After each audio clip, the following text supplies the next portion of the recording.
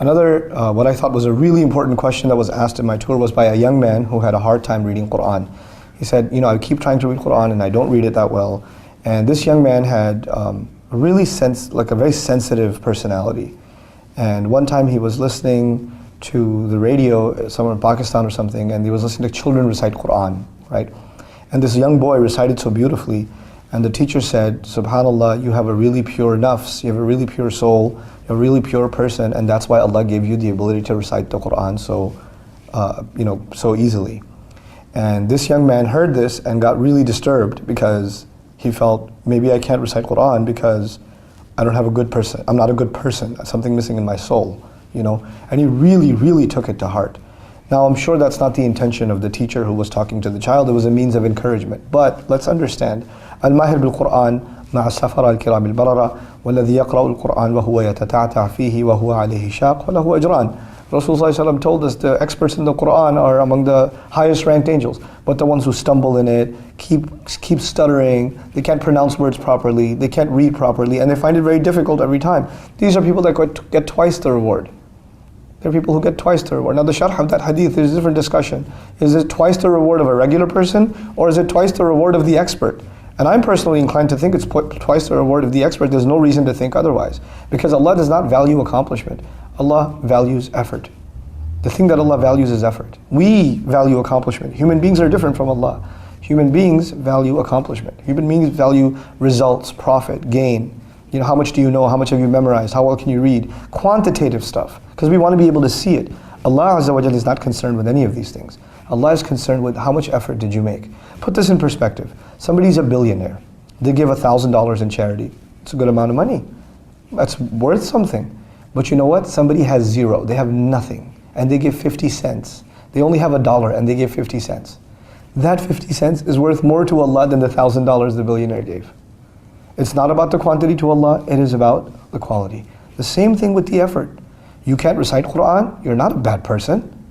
The fact that you're trying to recite the Quran, the fact that you're struggling through every single letter and going through it, that struggle Allah put you in. Had Allah wanted, He could have made it easier for you. Had Allah wanted, Musa alayhi salam would not have a stutter.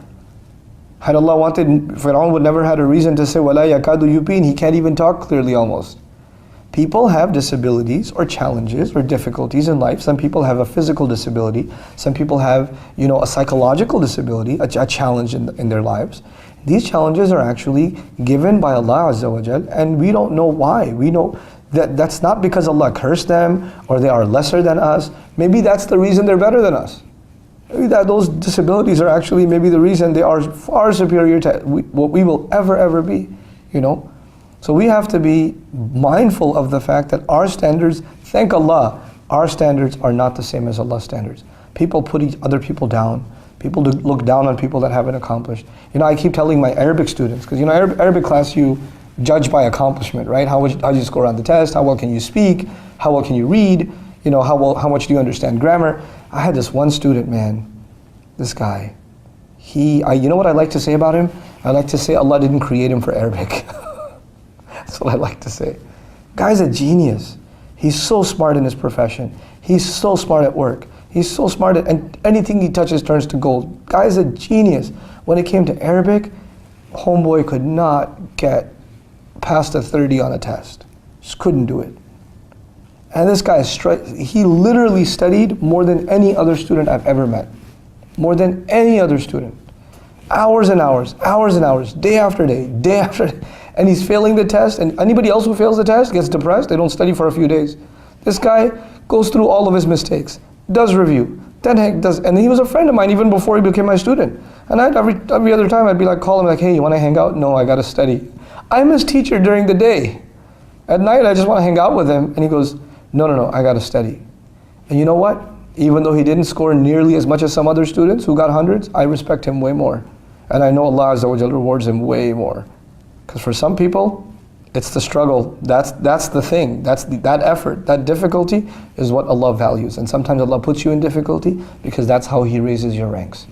That's how He puts you high, So don't let the assumptions that people make about you or comparing yourself to others and what little you know or what little you can do, don't let that belittle what Allah thinks of you, This is the real value.